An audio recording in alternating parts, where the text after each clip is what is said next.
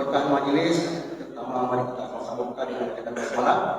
Bismillahirrahmanirrahim.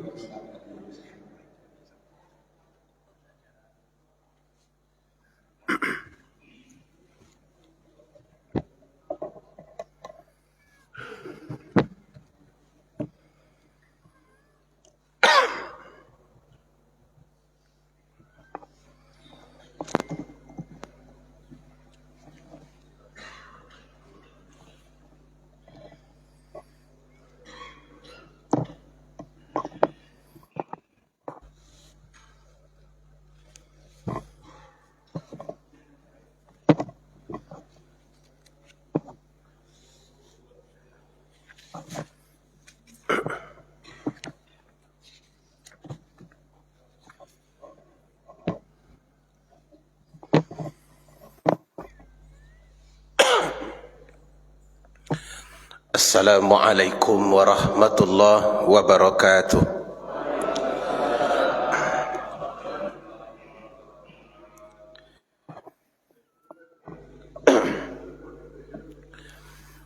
Alhamdulillah wa kafa, wassalatu wassalamu ala nabiyil mustafa wa ala alihi wa sahbihi wa mawala. Puji syukur sama-sama kita sampaikan kepada Allah Ta'ala atas limpahan rahmat dan karunia-Nya pagi ini, hari Sabtu di awal bulan Sya'ban. Allah masih memperkenankan kita hadir menunaikan salat subuh berjamaah, dan seterusnya kita lanjutkan dengan majelis ilmu ini. Mudah-mudahan keberkahan bulan Sya'ban ini kita dapati dan membawa kebaikan kepada kita, baik di dunia maupun di akhirat. Karena Rasulullah sallallahu alaihi wasallam ketika beliau ditanya tentang kenapa beliau banyak sekali berpuasa pada bulan Sya'ban, maka jawab beliau, bulan ini bulan yang selalu dilalaikan oleh manusia.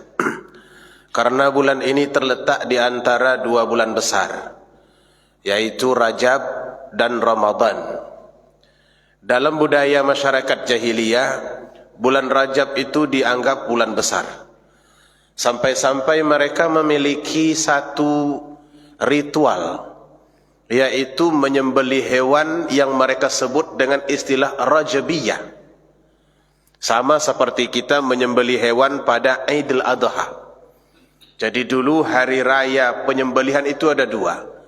Selain Idul Adha, di masa jahiliyah ada juga Rajabiyah, penyembelihan hewan pada bulan Rajab, karena kebesaran bulan Rajab itu.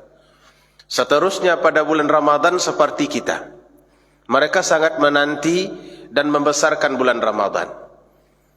Akibatnya bulan yang terletak di antara Ramadan dan Rajab, yaitu Sya'ban, itu menjadi bulan yang selalu disepelekan. Memang biasanya kalau kita berada di antara orang besar, terasa kita kecil. Ada gubernur duduk, ada menteri duduk, pula camat di situ. Di antara keduanya, maka mungkin dalam penghormatan pun camat luput. Yang dihormati Bapak Menteri, Gubernur, dan hadirin sekalian. Camat tak disebut. Sya'ban karena dia selalu dilalaikan oleh manusia, kata Nabi. Padahal bulan ini, kata Rasulullah sallallahu alaihi wasallam, turfa' amal. Amal ibadah manusia diangkat oleh Allah Subhanahu wa taala yang tercatat dalam satu tahun itu kepada Allah.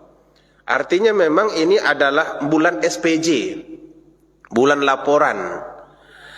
Dan aku ingin, kata Nabi, ketika laporanku disampaikan oleh malaikat kepada Allah, aku dalam kondisi berpuasa. Banyak orang berfikir bahwa Sya'ban ini persoalan puasa, tapi sebenarnya tidak. Sya'ban itu persoalannya adalah persoalan waktu. Karena ternyata Rasulullah sallallahu alaihi wasallam dalam praktek yang beliau perlihatkan kepada kita, mau bulan Rajab atau bulan Ramadan, bulan Sya'ban, seluruh waktu yang Allah titipkan kepada kita merupakan perkara penting untuk dimanfaatkan.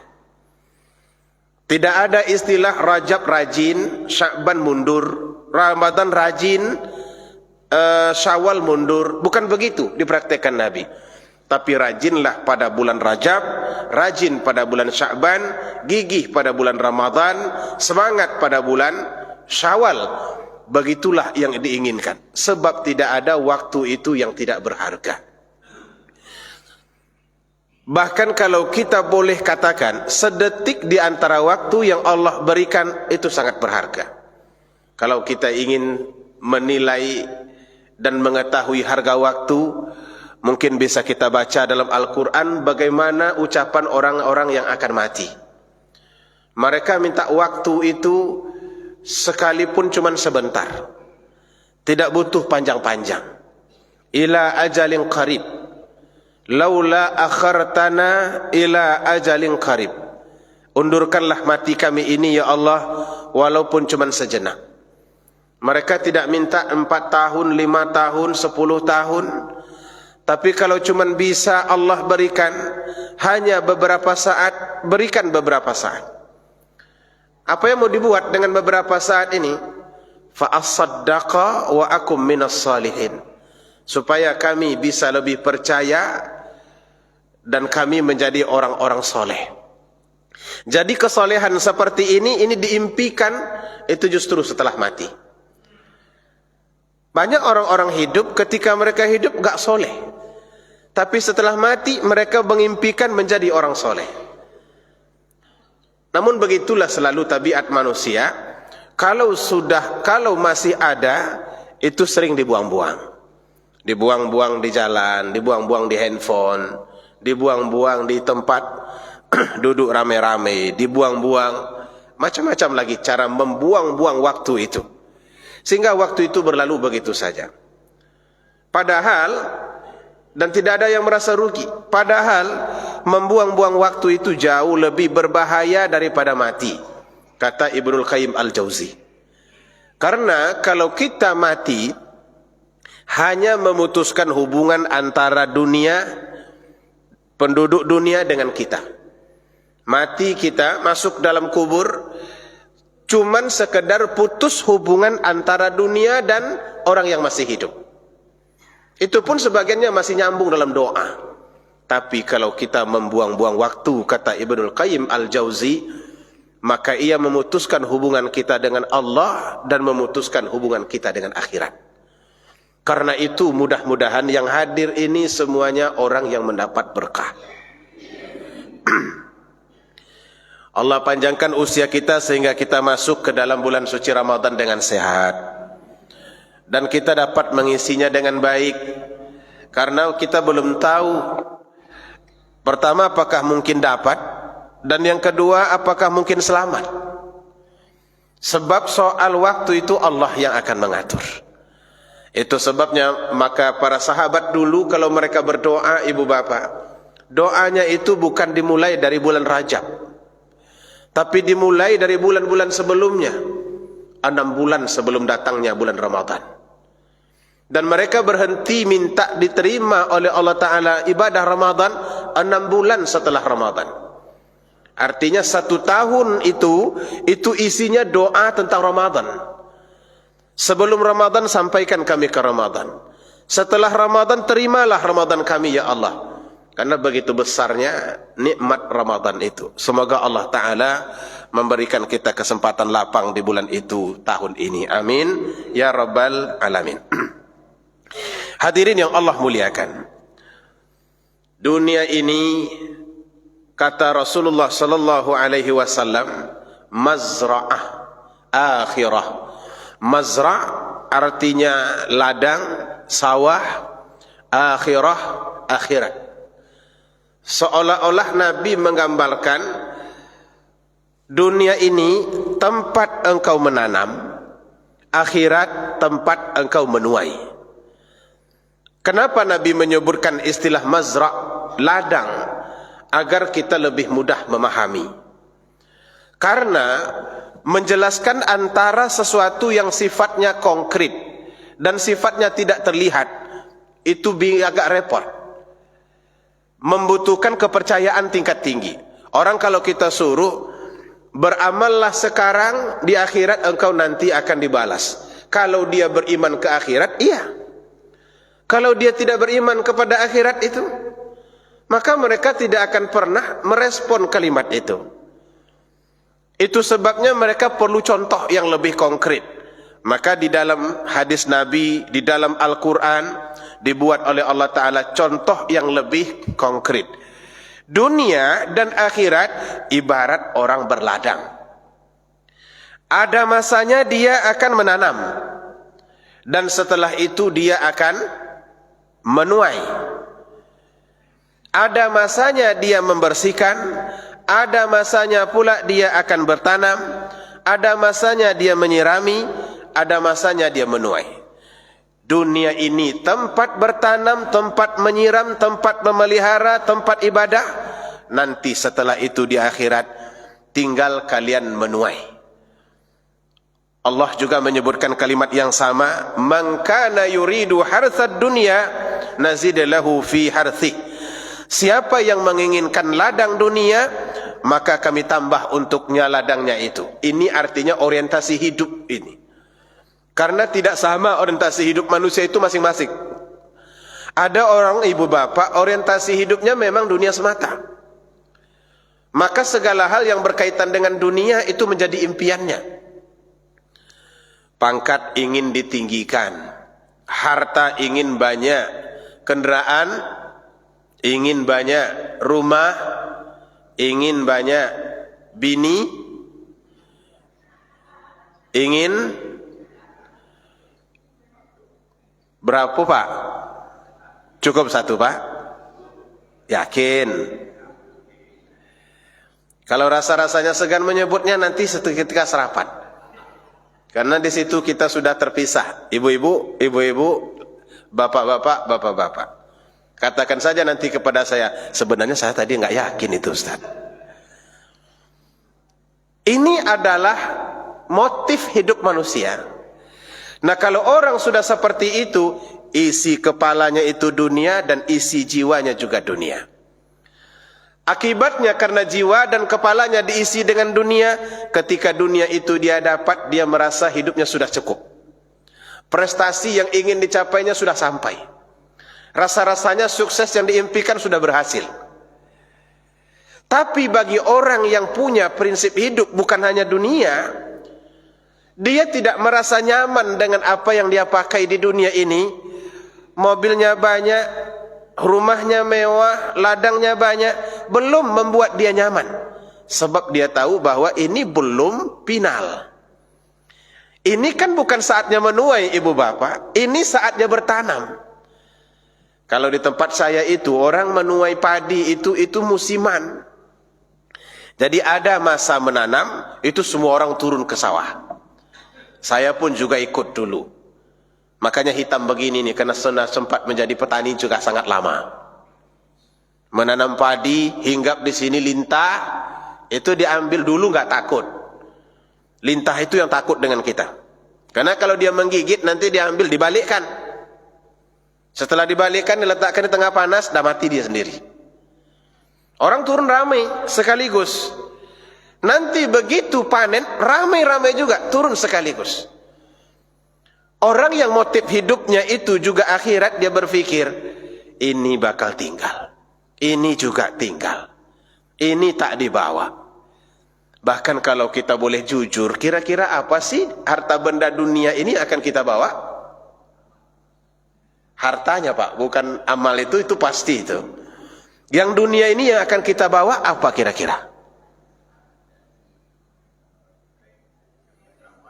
Kain kapan? Mau berapa lapis Pak? 3 cukup? Berapa harganya selapis?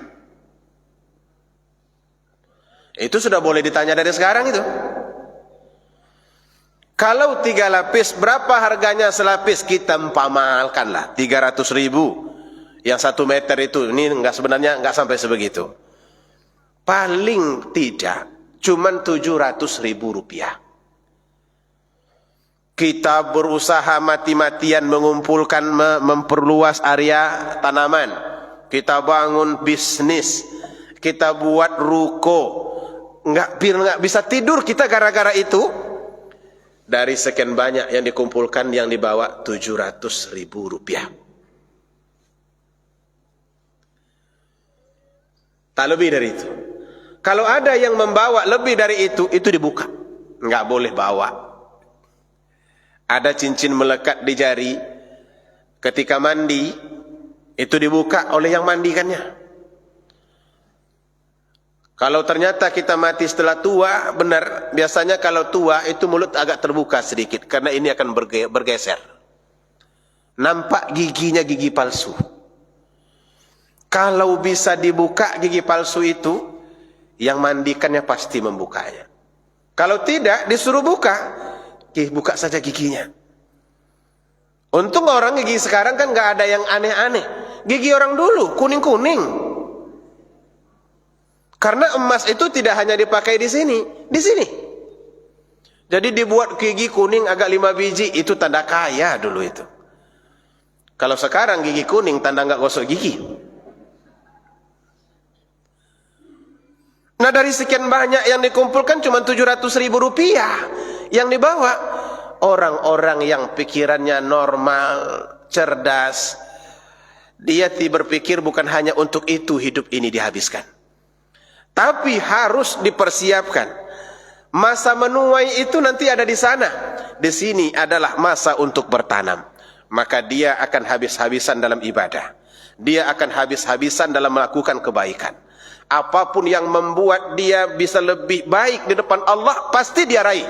Karena dia tahu inilah cara supaya tanaman itu kelak bisa dituai dengan baik. Orang kalau bertanam lalu kemudian dia tidak pernah memeliharanya, maka dia tidak akan berhasil apa-apa. Tanam padi enggak disiangi, tumbuh lalang Bapak Ibu. Tanam rambutan, kalau rambutan memang masih normal sedikit, dia memang mengandalkan alam. Tapi rata-rata tanaman yang lain itu membutuhkan pemeliharaan. Karena itu ketika orang terlalu duniawi, lalu dia lupa dengan ukhrawinya, maka dia akan menyesal nanti setelah masa menuai datang. Saat dia menyaksikan bahwa ladangnya kosong, sementara ladang orang lain tumbuh dengan begitu lebat, segar dan banyak buah, di situ baru penyesalan itu terasa.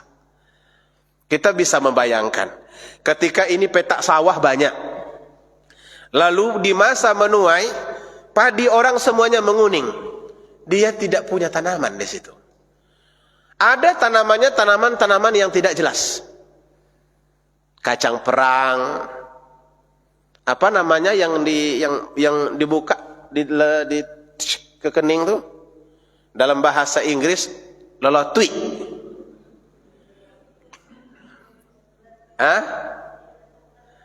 Ada bulat itu Pak, dan isinya ada di dalam bulat. Biasanya kalau kita buka, itu waktu kita kecil-kecil pecah dia. Kalau dalam bahasa Inggrisnya apa tadi? Lolotui. Nanti kalau kebetulan pergi ke London, silahkan ditanya di situ, tahu tonton lolotui. Kalau cuman itu yang ada, tak dapat dimanfaatkan, menetes air mata. Inilah yang diinginkan oleh orang-orang yang mati itu.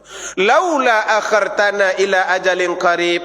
Kenapa tidak diundurkan agar kami bisa menuai seperti mereka, agar kami juga bisa bertanam seperti mereka. Impian itu menjadi keinginan terbesar orang-orang yang sudah meninggal dunia. Apalagi nanti dikaitkan dengan masa-masa tertentu. Ini bulan Ramadan, bulan Rajab, di mana katanya berpuasa pada bulan ini seperti ini. Di bulan Ramadan katanya lebih hebat daripada itu. Tapi kan lebih hebat kalau dibuat. Kalau tidak dibuat, nggak ada hebatnya ibu bapak. Hebat itu bagi orang yang mengamalkannya, tapi tidak hebat bagi orang yang tidak memanfaatkannya. Maka penyesalan-penyesalan seperti ini akan terus menjadi hantu bagi orang-orang yang berada kelak di hari akhirat. Saya mendoakan semua yang hadir ini terhindar dari penyesalan akhirat. Saya akan bacakan apa saja bentuk penyesalannya. Pertama, menyesal karena tak taat. Ini yang pertama disesali oleh orang-orang yang berada di akhirat. Taat itu artinya patuh. Allah menurunkan agama ini supaya kita patuh. Karena itu ada larangan, ada suruhan. Ada makmurat. Makmurat ini semua yang diperintahkan. Salatnya disuruh, puasanya disuruh, hajinya disuruh, sedekahnya disuruh. Itu disebut makmurat. Melakukan ini semuanya taat. Ada taat yang kedua, itu melakukan manhiyat namanya. Manhiyat ini meninggalkan apa yang dilarang oleh Allah Subhanahu wa taala. Jadi taat itu memiliki dua dimensi ini. Dimensi melakukan apa yang Allah suruh, dimensi meninggalkan apa yang Allah larang. Ada orang melakukan apa yang Allah suruh, tapi tidak meninggalkan apa yang Allah larang.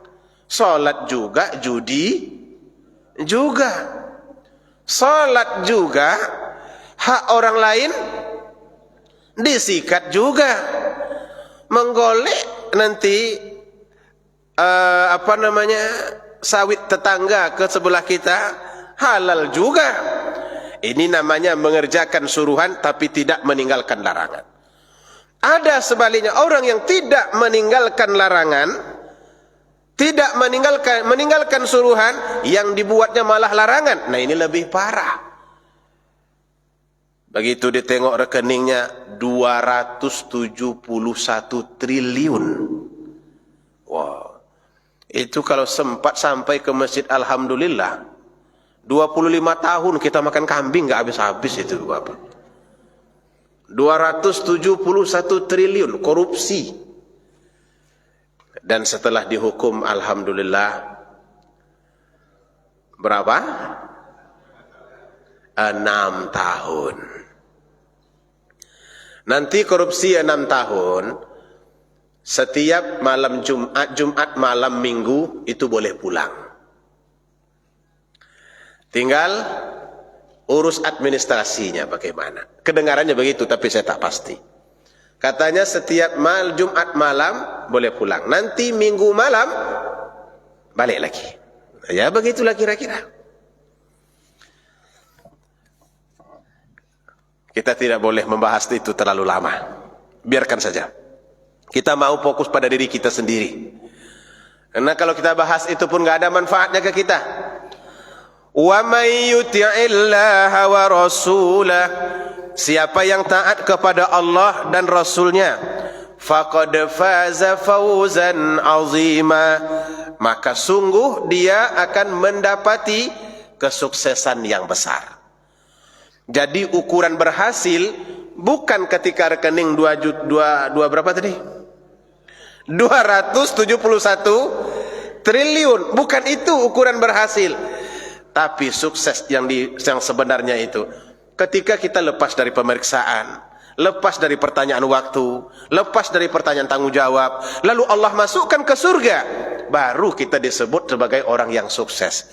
Faman zuhziha 'anil nar wa udkhilal jannah faqad faz.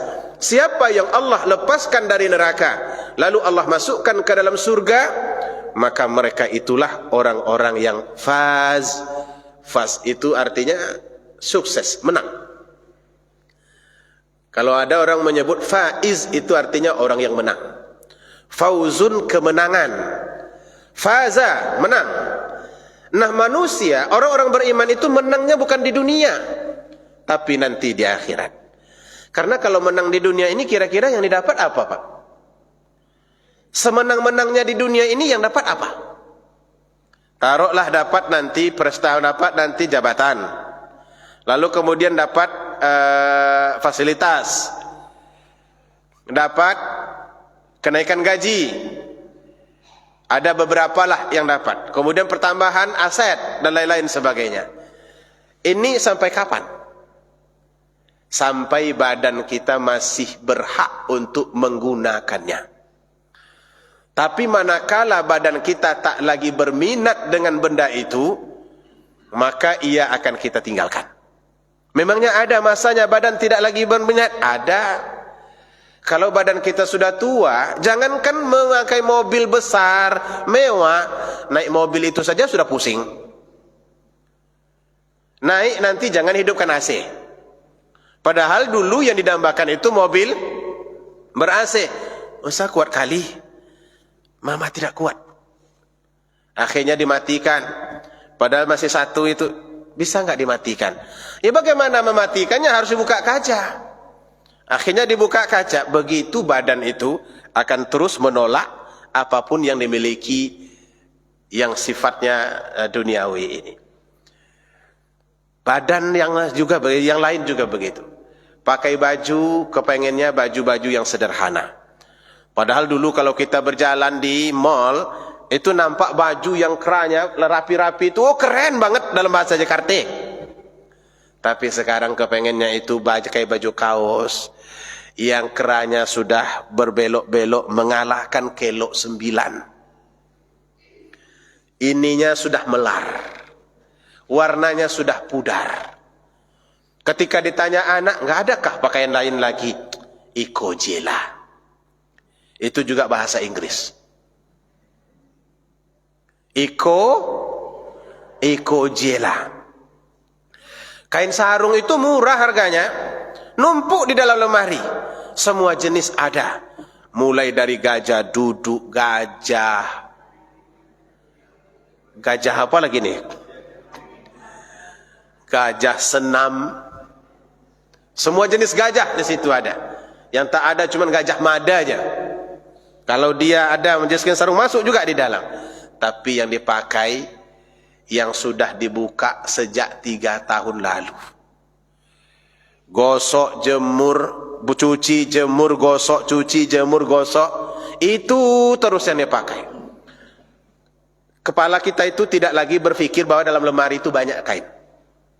Yang dia cari, mana kain sarung gajah apa tadi?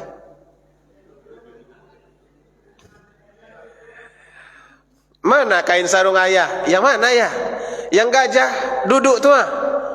Dicari-cari rupanya di dalam keranjang masih belum digosok. Gosok pula dulu. Kan banyak lagi kain sarung yang lain. Itu jelas digosok. Kenapa bisa begitu? Badan itu nggak mau, ibu bapak. Nggak mau. Begitu dipakaikan yang baru, gatal dia. Maka mulailah kita akan perlahan-lahan meninggalkan yang bagus-bagus. Itu tahap pertama. Di bagian perempuan, itu lebih ketara. Dari yang kemarin itu berdandannya setengah jam, sekarang nggak perlu lagi pakai lipstik segala. Datang itu ala original. Paling cuma satu momen ketika pesta. Itu saja. Yang lain original. Badan itu tak lagi dipelihara. Jilbab dulu ketika dipakai itu cari jilbab segi 4. Itu memakainya itu luar biasa lama. Pilihan pinnya Korea Selatan. Letak sini. Enggak juga pas. Ini kalau sudah berkaca di dalam kamar, kalau ada kaca di luar, di ruang tengah, masih berdiri di situ sekali lagi. Mau masuk mobil, spion mobil itu jadi mangsa seterusnya. Belum selesai. Sudah berada di dalam mobil, buka lagi. Turun dari mobil, masih berdiri di kaca. Mau masuk ke tempat acara, keluarkan yang bulat itu. Nengok lagi. Sebegitu pemeliharaan. Tapi kalau sudah tua, nggak ada lagi yang begitu-gitu tuh. Hilang semua, pergi semua, habis. Jilbab yang segi 4 dulu itu nggak pernah disentuh lagi. Karena badan tak lagi berminat dengan itu. Yang dia inginkan jilbab sorong. Maka kalau kita sudah mulai memakai jilbab sorong, ibu-ibu, itu tanda sudah tua.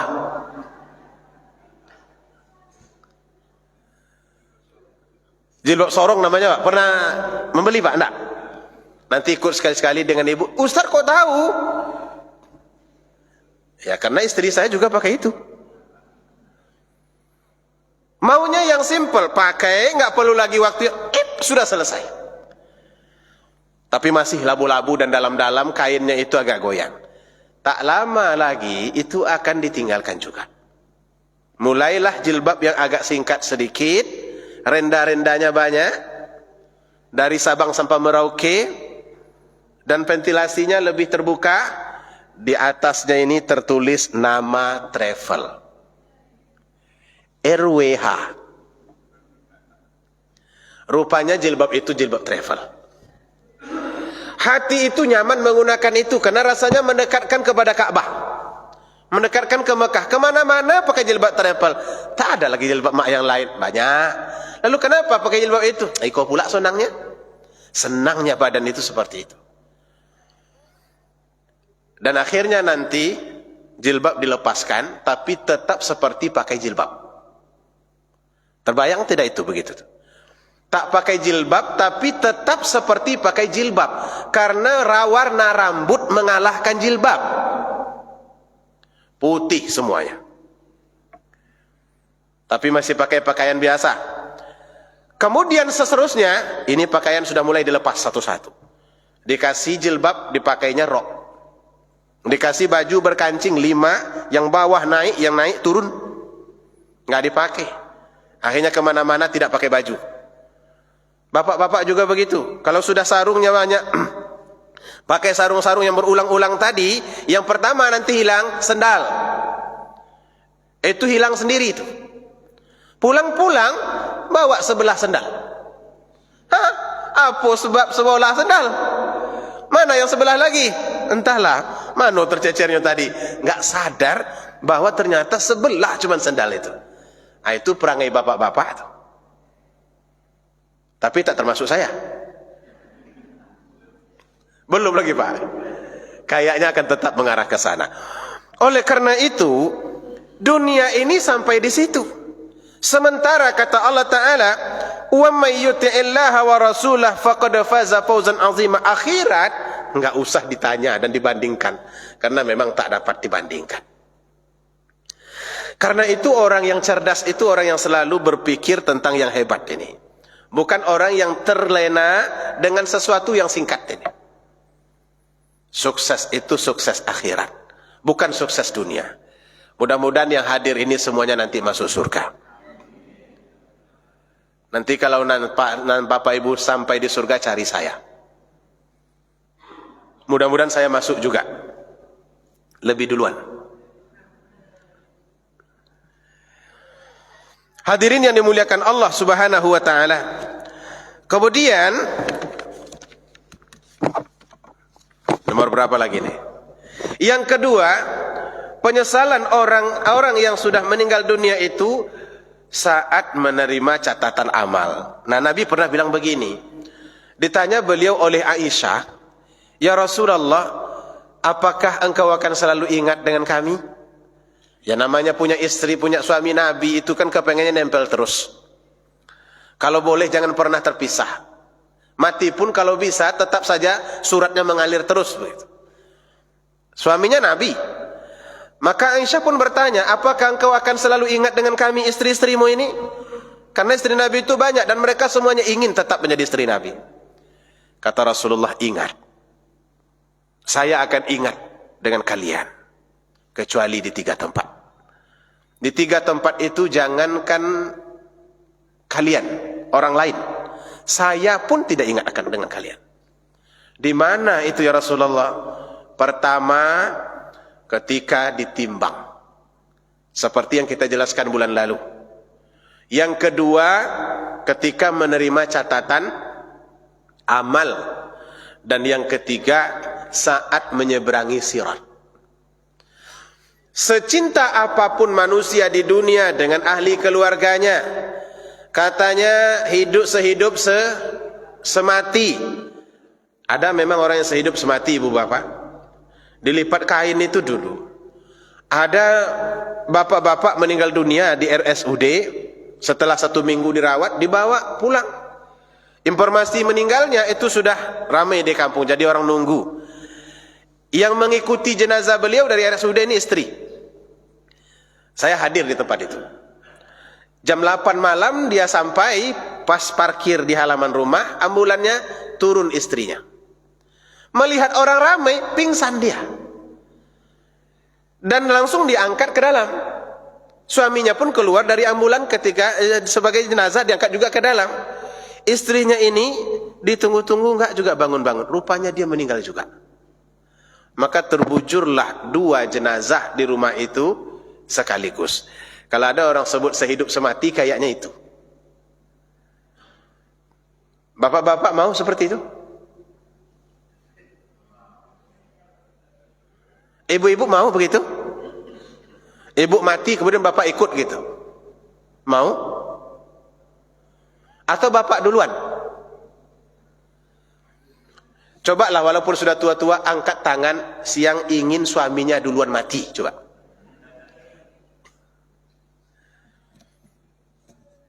Itu rupanya sehidup semati itu. Kembali kemari. Maka secintaan itu walaupun seperti itu, nanti di 3 tempat ini kata Nabi, tidak akan ingat.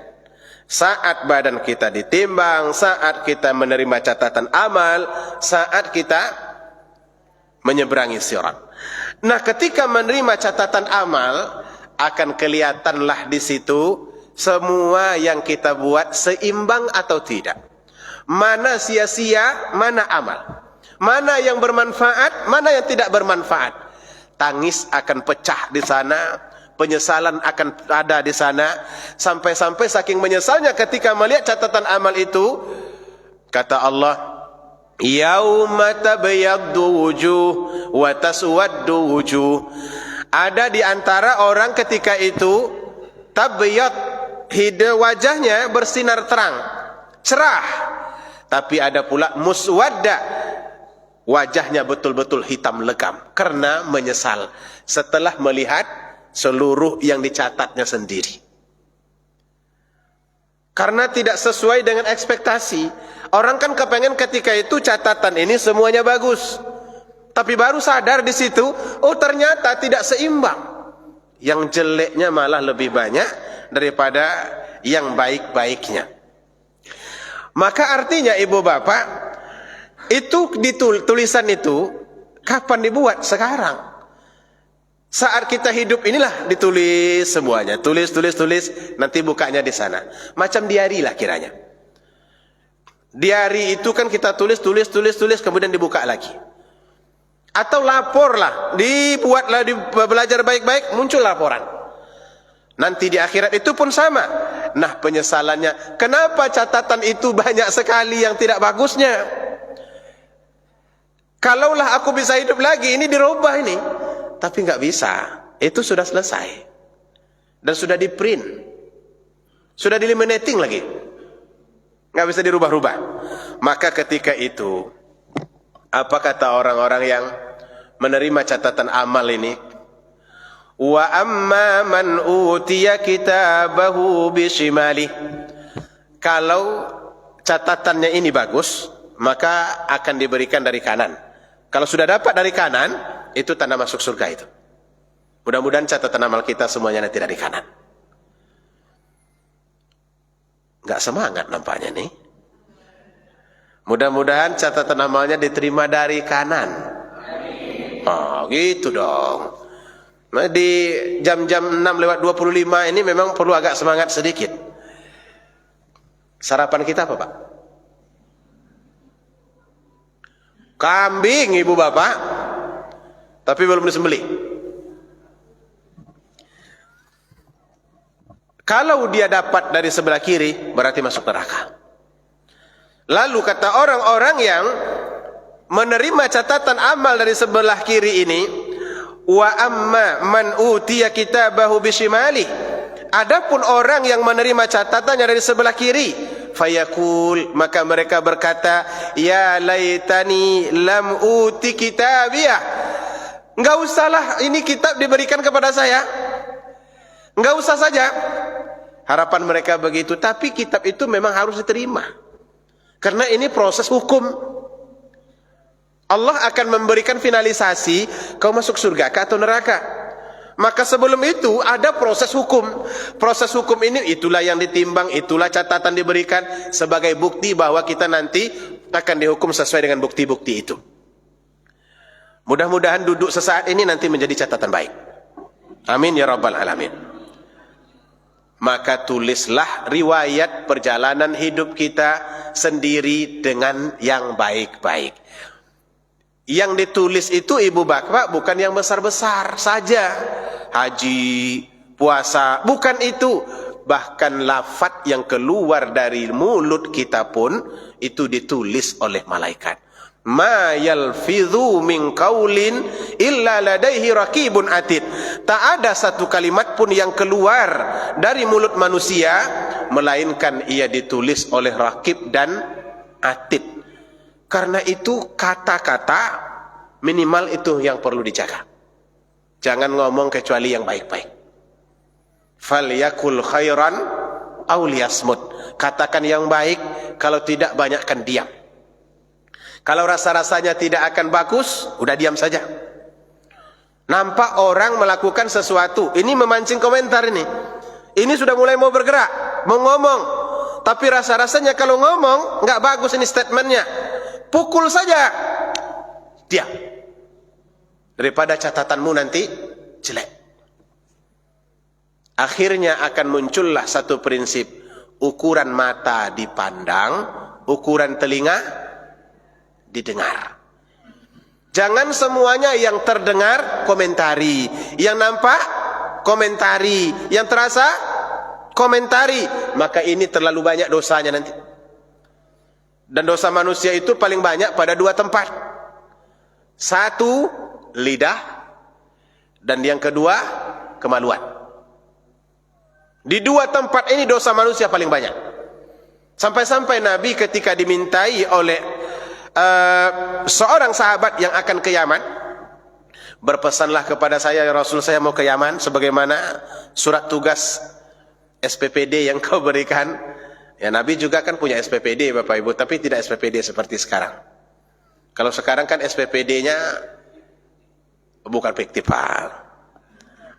Saya juga pakai SPPD, masalahnya ya, yang fiktif, yang tidak. Gitu.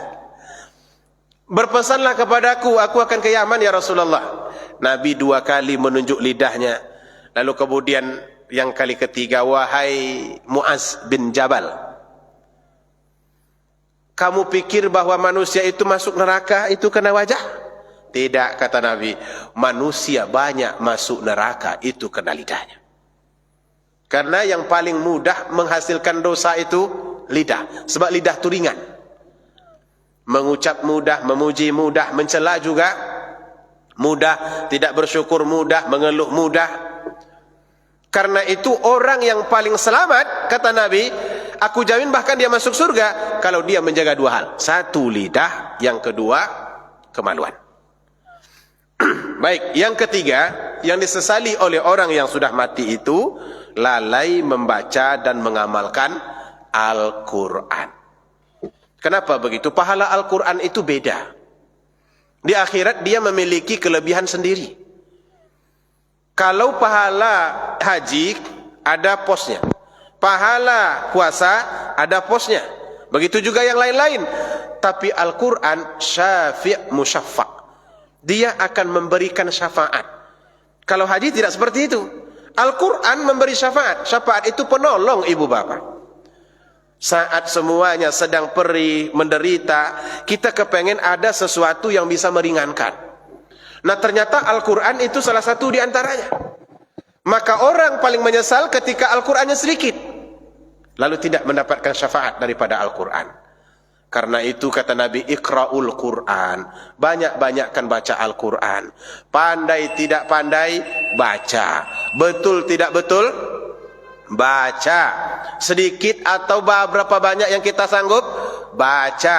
Jangan bayangkan bahwa kita baru berpahala kalau kami membaca seperti orang Arab fasihnya. Short, nggak perlu. Kalau punya kesempatan belajar boleh. Tapi jangan menunggu kita fasih dengan short, mati sudah. Baca saja. Apalagi kita kan bukan orang Arab. Lidah kita nggak sama dengan lidah orang Arab, ibu bapak. Sehebat-hebat orang kita nggak akan bisa seperti orang Arab berbahasa Arab. Quraisy Shihab itu SMP-nya di Mesir, SMA-nya di Mesir, S1, S2, S3. Berapa lama itu di Mesir? Setelah beliau menjadi profesor, menjadi duta lagi di Mesir. Satu ketika kami mengundang beliau untuk acara 10 tahun mahasiswa Indonesia yang berada di Tonto. Tonto ini satu kawasan provinsi di Mesir. Beliau sebagai pembicara, karena duta besar Indonesia. Kalau didengarlah bahasa Arabnya, sama juga saja dengan bahasa Arab saya, yang berasal dari Kampar. Begitulah orang non-Arab ketika berbicara bahasa Arab. Jadi jangan dipikir pasti, Al-Quran itu bahasa Arab. Kalau kita baca, nggak akan sepasi orang Arab. Oh, kalau tidak sesuai sanadnya nanti nggak berpahak kata siapa. Sejak saat kapan sanad itu keluar? Baca saja, Nabi tidak menyebut begitu. Pokoknya baca. Salah-salah sedikit, biasa. Al-mahir bi qiraatil Quran.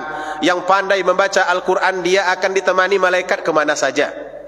Kalau dia rajin baca Al-Quran, naik motor, itu ada malaikat di belakang. Sekiranya kosong. Tapi kalau pakai pink warnanya, itu ibni dia tuh. Itu bukan malaikat. Walladzi yata'ta. Adapun orang yang rumit, sulit membaca Al-Quran, dia mendapat 2 pahala. Nabi enggak bilang dosa kok. Dia mendapat 2 pahala. 1 pahala bersabar, yang kedua pahala membaca. Karena kalau membaca ini, orang pandai, 1 halaman itu ibu bapak 30 detik. Tapi coba beri orang yang tak pandai, setengah jam enggak selesai-selesai. Itu juga yang diulang-ulanginya. Maka enggak usah terlalu dipikirkan itu. Saya mengajar dulu di Malaysia, orang yang sudah stroke, ya walaupun sebetulnya agak terlambat, tapi jadilah. Selama ini dia menjadi dosen di UIA, Universitas Islam Antarbangsa. Karena dia doktor dari Amerika, orangnya orang Malaysia, tapi doktornya di Amerika jurusan bahasa Inggris. Nggak ingat belajar Al-Quran itu, nggak bisa baca Al-Quran. Stroke. Baru kemudian karena tak bisa lagi banyak aktivitas, dia bertanya ke istrinya, ada tidak kira-kira guru yang bisa mengajarkan saya Al-Quran? Akhirnya jumpa saya. Rupanya tak bisa baca. Cuman dibawa turun ke Iqra, saya takut dia tersinggung. Dibawa membaca Al-Quran, yang kitab jelas ini akan belepotan. Tapi dengan sabarnya saya, ayo kita baca Al-Quran. Dibacanya juga. Itu menyebut huruf itu ibu bapak, lama mulut itu terbuka baru bunyinya keluar.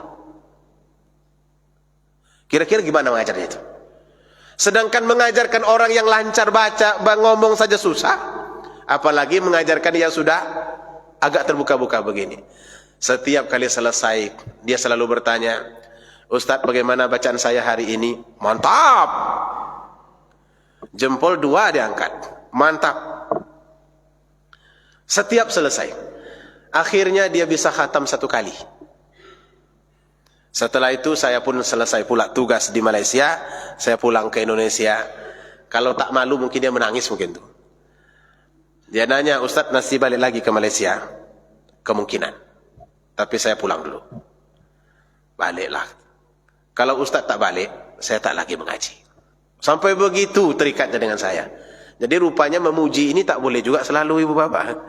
Kalau dipuji, nggak bisa dia nanti belajar dengan orang lain. Karena orang lain nggak dipujinya, dicelanya. Dan dah tua macam ni tak pandai juga mengaji. Saya tak begitu. Bagus bacaan saya, Ustaz. Bagus. Mantap. Dan terus itu dipelajari.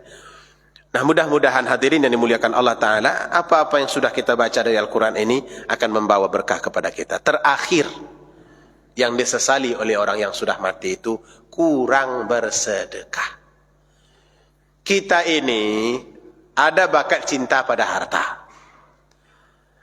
Hanya bedanya ada orang yang sangat cinta, ada orang cinta-cinta sedikit. Orang yang sangat cinta itu mengeluarkan harta baginya sangat berat dan sulit. Kalau orang minta sedekah, curiganya lebih duluan berbanding sedekah diberikan. Jangan-jangan sedekah belum diberikan, dosa jangan-jangan sudah dikoleksi saja. Ditambah lagi nanti dengan olahan berita ini jangan diberi. Ini ada yang mengorganisir. Dia ini beli rokok, dia ini mabuk, dan lain sebagainya. Nggak jadi 2.000 itu diberikan. Dosa sudah dapat, sodakonya nggak jadi. Pernah Bapak Ibu seperti itu? Coba angkat tangan yang pernah melakukan itu. Nggak usah angkat tangan. Yang pernah melakukan itu, jangan angkat tangan. Berarti semuanya melakukan itu. Kadang-kadang kan seperti itu. Setan itu memang dipengaruhinya kita. Saat kita ingin beramal, dia akan selalu membisikkan ke telinga, asyaitanu ya'idukumul faqara wa ya'murukum bil fasha. Setan itu berbisik-bisik, jangan beri.